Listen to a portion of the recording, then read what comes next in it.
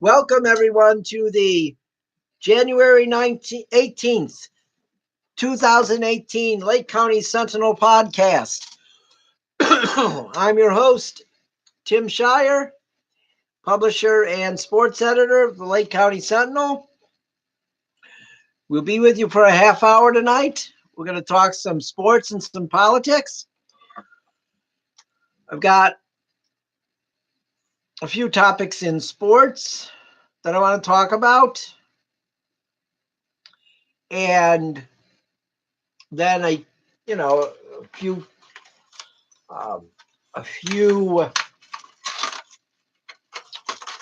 topics in politics that I want to talk about after we're done with sports. So what we got here is we'll go over the sports schedule for tonight. We've got the Cavaliers playing the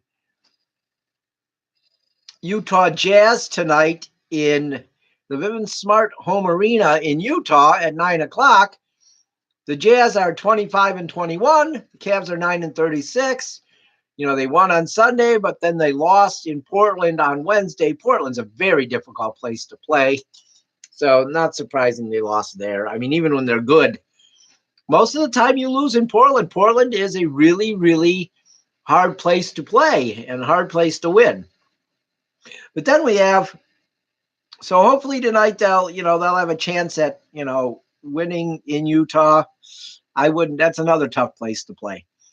The Monsters are in action tonight at Lava Level. They play the Rocket at 7 o'clock. The Monsters free fall continues. They're in 6th place in the North Division of the American League, 18-15-4. The Level Rockets are 17-17-3. The Monsters have 41 points. The Rockets have 40. They are right on the Monsters' tail in 7th place. So the Monsters need to win these games and get out of Level and extend their lead. If they don't win, they're going to fall into 7th place. So much for the high hopes for this team this year. They were supposed to be a very good team, and they're not performing. They're just not. And that does happen sometimes in sports. I've covered teams where you thought were going to be pretty good at the beginning of the year, and then they just weren't that good. And a lot of circumstances can cause this. But hopefully they'll get back on track. The season's just about half over, I think. So they have a chance to get back on track. Then tonight in Mentor at 7:30, the Icebreakers will take on the Danville Dashers. On the PA tonight for the Icebreakers is Wickliffe graduate Scott Tennant. He'll be doing the PA tonight for the Icebreakers. And he will also be, I understand, singing the national anthem. So you still have time to get out to Mentor, to the Mentor Icebreakers game, and see this excellent human being and really good guy, Scott Tennant, sing the national anthem before the start of the Icebreakers game against the Danville Dashers. And then you'll get treated to him on the PA for the game. I understand Scott is going to do the PA tomorrow night also. Scott does the PA at most Wickliffe high school events now. He's filled in at football games. He does most boys and girls basketball. I think he's done some volleyball. He's a really good PA guy. And not only is the hockey team playing, and that's exciting to watch the hockey. But if you get a chance to go out and listen to a guy do the PA who truly enjoys his job of being the PA guy, it's Scott Tennant. I've known him for 30 years, over 30 years. He's a great guy. And he really takes pride in his work. And I know he's very excited about this opportunity tonight. And he'll do a great job. Because Scott does a great job in pretty much everything he does. He's a great father. He is a good friend to so many people in Wickliffe. So if you get a chance to go out to the Icebreakers game this weekend, he's going to be the PA guy tonight and tomorrow. And he's going to sing the national anthem tonight. Maybe tomorrow too, I think, possibly. So get out there and celebrate this with Scott. It'll be his first professional hockey game as a PA announcer. And I don't know anybody else who deserves this more than Scott, because he's a really good guy. Plus, there's 2 good hockey games. There'll be a hockey game tonight and tomorrow. So not only will you be able to watch a great game, but you'll be able to listen to a great PA game. Now, you know, people have argued with me for years when I have said that the Cleveland sports fan base and media in Cleveland are biased toward the Cleveland Browns. Perfect example today. Perfect example played itself out on the radio today. I'm listening to the radio, and I listened to the last 15 minutes of a show on one of the sports stations in town. And they actually were talking Indians. I was stunned at that I got in the car and they were talking Indians, because all they've done for the last 5 months is talk Browns nonstop. So they were actually talking Indians. I don't know how long, but for the 15 minutes at the end of this one show that I listened to, they were talking Indians. But it amazed me. If you listen to the callers that were calling in, you would think the Indians have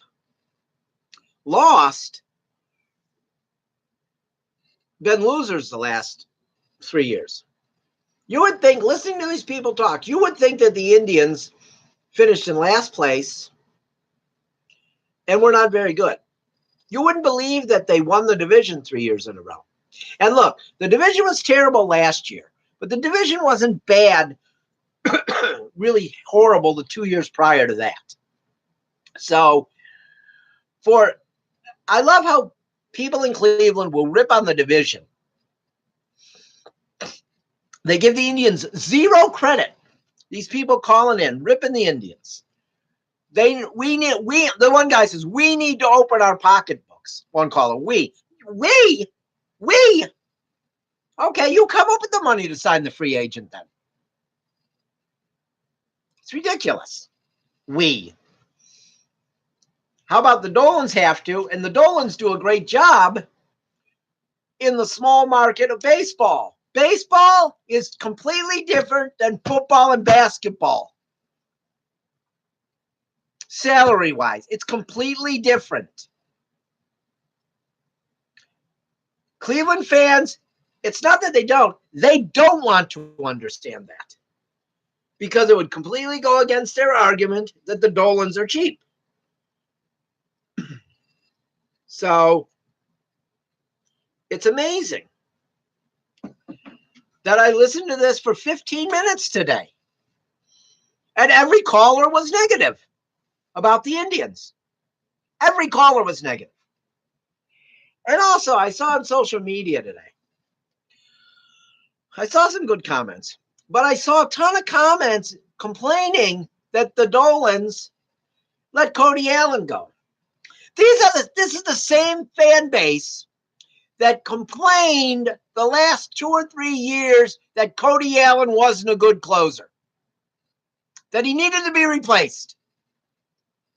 Now he signs with somebody else, and oh, geez, wow, why did we lose him? We need him. Complete hypocrites are Cleveland sports fans. Complete sports fans. I am amazed how Cleveland sports fans act. I mean, I don't understand. If you hated the guy for the last 2 or 3 years, Cody Allen, why'd you want him back? You didn't want him back. You just want to be able to complain when he signs with someone else, because that's what you do. That's what you do. And look at this, people. Let me tell you this one. I don't think Michael Brantley wanted to come back to the Indians. All indications the last couple weeks of the season were Michael Brantley wasn't going to come back. Michael Brantley didn't want to come back. All right? So he signed with Houston. He didn't want to come back. The Indians weren't going to be able to re-sign him. He didn't want to come. Sometimes it doesn't matter the money you offer. If they don't want to come back. And I don't know what it was about the clubhouse. Michael Brantley never wanted to be a leader, I don't think. So, and he had to be a leader here, and I don't think he wanted to be. In Houston, he's not a leader. He can just be himself, and that's it. So, but of course, people complain about Michael Brantley leaving too.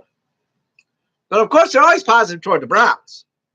You know, then I listened to an interview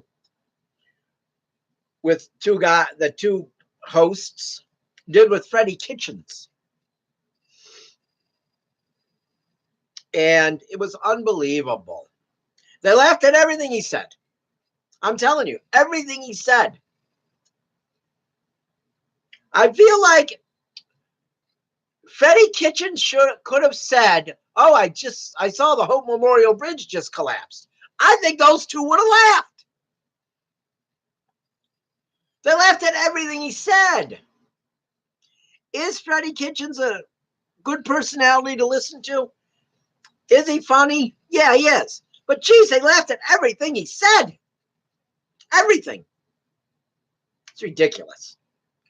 But these are the same people who and then the guy, the one host, I'm going to call him Dustin the Dunce. I think he had one too many concussions when he played football. Dustin the Dunce tweets out, I'm glad we drafted the worst rookie in the NBA. Because he looked at some chart. It's ridiculous. Look, he plays on a bad team. That chart he was looking at with defensive and offensive plus minuses is going to be bad because he plays on a bad team.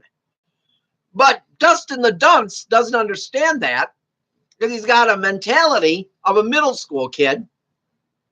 So he has to rip the Cavs because that makes the Browns look better. When you rip the Cavs and Indians, the Browns don't look horrible like they've been for the last 19 years up into this year where they were still below average, but Clevelanders acted like they were ready for the Super Bowl.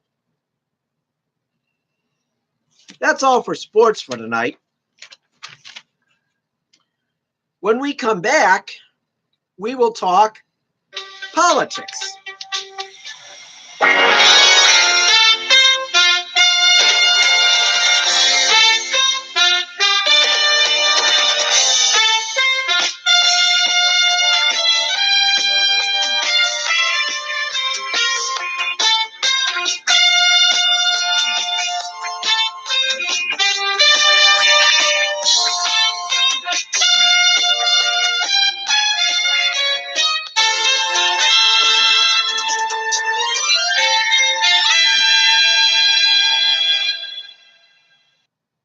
Welcome back to the second half of the Lake County Sentinel Podcast. I'm your host, publisher and sports editor, Tim Shirer. I'm going to talk some politics now for the next 15 minutes. It was a good day. on the stock market. We'll get to that later, like we always do. Very, very good day on the market. So we will get to that and give you the latest numbers of how, at this point of his presidency, Barack Obama compares to Donald Trump, economy-wise. And I'll admit, in the last couple of weeks, President Trump has gained some momentum in the numbers. How long will it last? Who knows? But he has gained some momentum. And we will now see if it continues. But we'll look at those numbers a little bit later. Right now, we're going to talk about the huge bombshell today that Michael Cohen told Robert Mueller's investigators that Donald Trump directed him to lie to Congress about the Trump Tower meeting and the Trump Tower Moscow. What we're finding out is that the obstruction is probably real. I mean, I don't know if you can believe everything BuzzFeed says, but I have a feeling that this one might be real.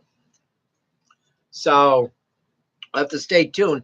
It's just coming across right now that Trump is going to make an announcement on the shutdown and border crisis on Saturday afternoon.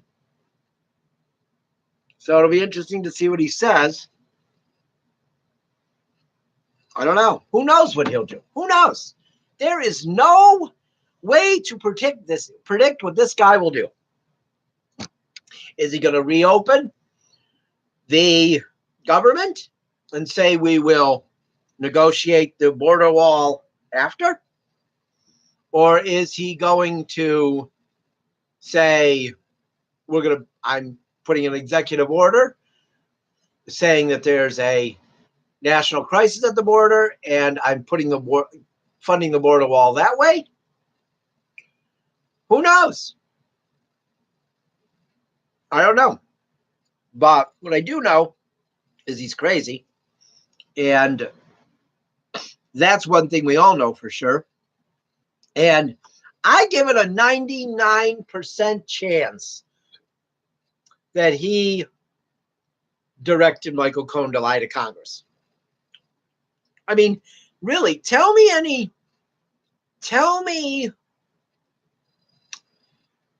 what he has done in his presidency to make you believe that he didn't direct Michael Cohen to lie to Congress.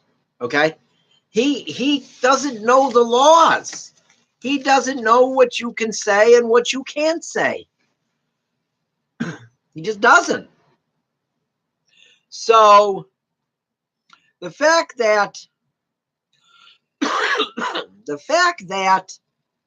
he thinks that people are going to believe that he didn't instruct Michael Cohen to lie is ridiculous.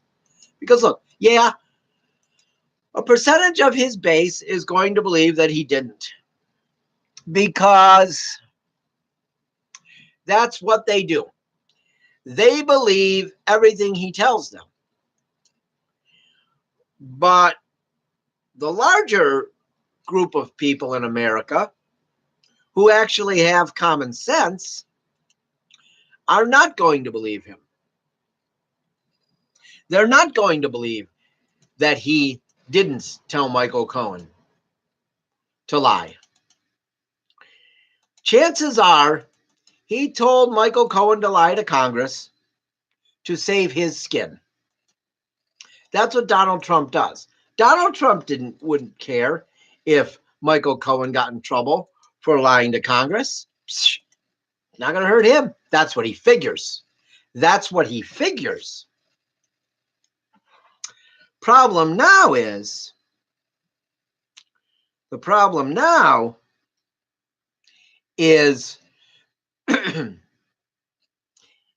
looks like he got caught instructing Michael Cohen to do this. Okay? If he got caught, then he's going to get impeached. Chances are, it sounds like from what I heard today, that if he got caught doing this, instructing Michael Cohen to lie to Congress, it would be an impeachable offense. It would be a felony.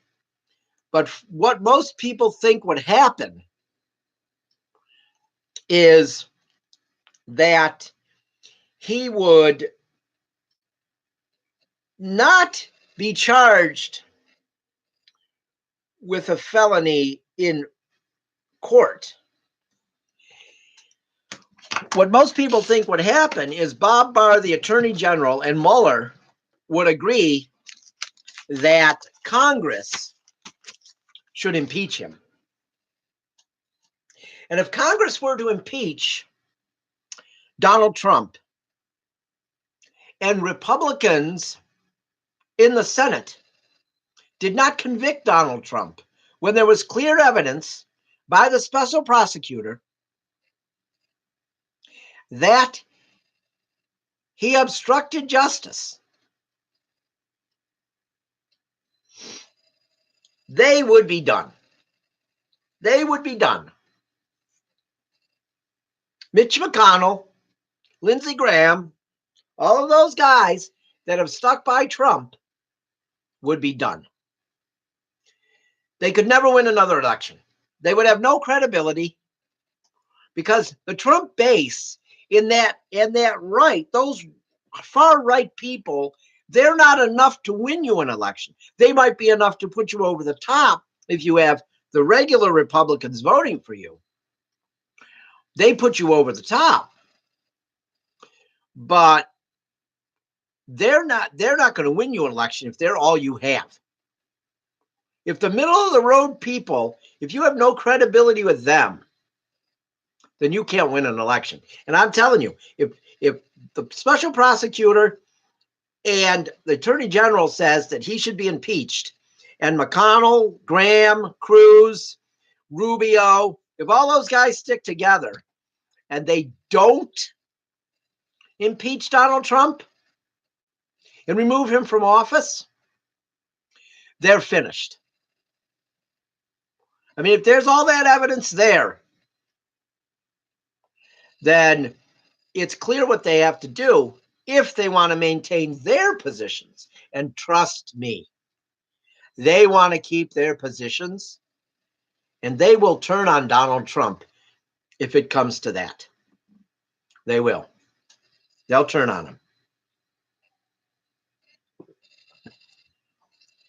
So I hope that makes clear what could happen. I think it's funny that Trump and Pelosi, she said that he shouldn't come to the Capitol for the State of the Union, which I think she was kind of being a little petty there. I'll admit that. I think she was being a little petty there. But then Trump cancels her trip, acting like it was a pleasure trip, though. She was going to Afghanistan, for God's sake. It's not like she was going to Mexico to a resort. She was going to Afghanistan. I don't know many resorts in Afghanistan. Okay. It was a publicity stunt. Well, everything he ever does is a publicity stunt. Okay, so maybe he knows that stuff pretty well. I don't know.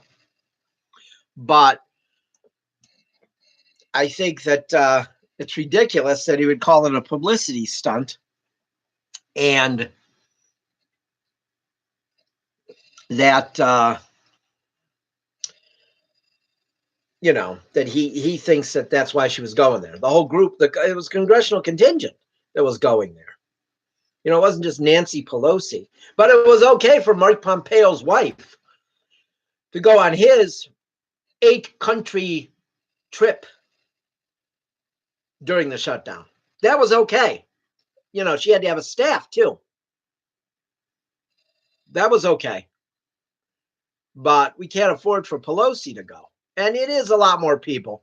But still, it's pathetic what this has come to with these two. And Trump, he said he would own the shutdown. He said he would shut down the government. He has shut down the government for one reason and one reason only, because he wants his border wall. He doesn't care about border security. He doesn't. He promised the wall to the nuts at his rallies, and so that he will do anything to get his wall. He doesn't care if it makes our borders safer.